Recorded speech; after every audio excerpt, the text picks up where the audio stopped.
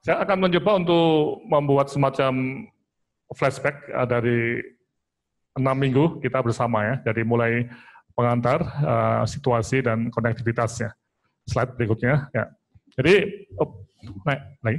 Ya. Jadi 6 pertemuan telah dilakukan ya, dan kita sudah belajar berbasis webinar ya seperti ini. Dan tiap kali sesi kita juga mengadakan semacam ya persepsi mengenai sebelum dan sudah mengikuti. Dan ternyata seluruh sesi itu ada peningkatan pemahaman yang cukup bagus ya. Memang ada sekitar 5%, di bawah 5% yang masih belum paham ya atau tidak paham ya. Tapi intinya sebagian besar itu mengalami pemahaman yang meningkat ya.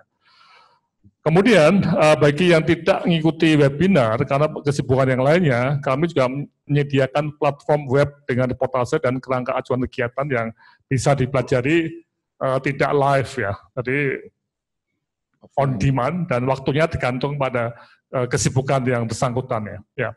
Dan ternyata hasilnya pun juga sama antara webinar dengan reportase itu juga sama ya. Jadi yang di reportase juga melihat video kami juga ya. Jadi pembelajaran melalui reportase itu juga bisa. Nah ini, sehingga dari sini what next-nya ya, apa yang akan kita lakukan dalam forum leadership ini. Ya, slide. Yang pertama untuk meta leadership ini, karena juga banyak permintaan, kami akan melakukan ujian akhir tentang meta leadership ya kira-kira 2 atau 3 minggu lagi ya bagi yang membutuhkan, dan ini akan berbasis pada web. Jadi semua sesi yang dari teman 1 sampai 6 itu bisa dibaca ulang, dan ini sangat penting untuk mengendapkan, untuk membuat semacam lebih mendalami apa isinya ya. Dan ini akan kita umumkan dengan cara ya seperti biasa adalah klik untuk pendaftaran dan membayar tidak mahal, tidak sekitar Rp300.000 ya. Jadi ini untuk biaya ujian ya, dan juga pengiriman sertifikat, dan barangkali nanti sertifikat ini bisa dipakai untuk ya sesuatu di bidang Anda ya. Ya, yang jelas ini sesuatu yang serius dan ujiannya dengan Zoom ya, Pak Andri. Yang Zoom pakai kamera, jadi kelihatan karena kalau kritikannya tuh, jadi kalau jarak jauh di ujian itu nanti ada semacam yang ghostwriter, partisipannya ya. Enggak, ini enggak bisa karena semua akan dilihat dengan Zoom ya. Jadi teknologi kita bisa melihat bahwa Anda betul-betul mengerjakan melalui komputer, bukan putra Anda atau wakil Anda atau siapa yang menjawab ya. Ya, kemudian yang berikutnya kita akan melakukan forum leadership untuk di rumah sakit. Nah ini yang nanti Pak Andri dan teman-teman dari MMR akan sudah banyak ya case study ya yang akan dibahas ya.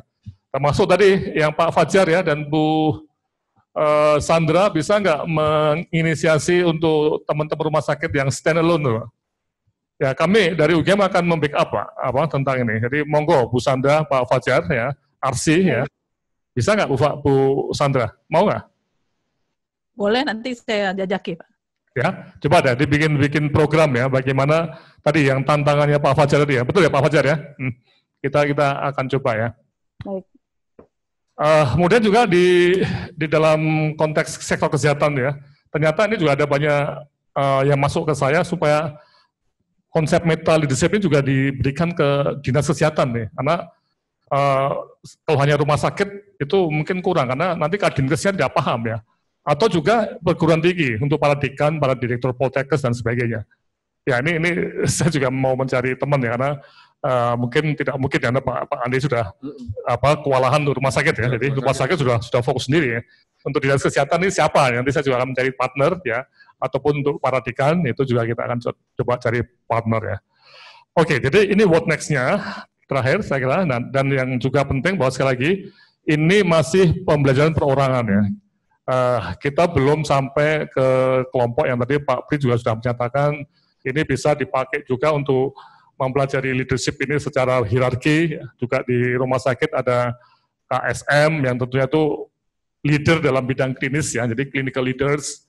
Juga ada yang muda-muda di KSM, di instalasi dan sebagainya ya. Nah, apakah kita mau melakukan pelatihan atau pendampingan? Nah, ini kita butuh para konsultan atau para pendamping. kami dari UGM tidak mungkin untuk menjadi pendamping, karena di Indonesia itu ada 2.500 lebih rumah sakit. Taruhlah 10% yang membutuhkan pendampingan karena COVID ini, berarti ada 250 ya nih. Maka kami selalu mengundang para konsultan, juga IKESINDO untuk ikut seperti ini. Monggo, mari kita bikin program pendampingan. Saya yakin banyak rumah sakit yang butuh pendampingan ataupun pelatihan in-house mengenai hal ini. Oke, saya kira ini yang bisa saya sampaikan. Jadi isu ini masih akan terus berkembang, walaupun 6 sesi telah selesai dengan hasil yang menurut kami cukup positif, ya. Kita masih akan terus berkembang. Ya.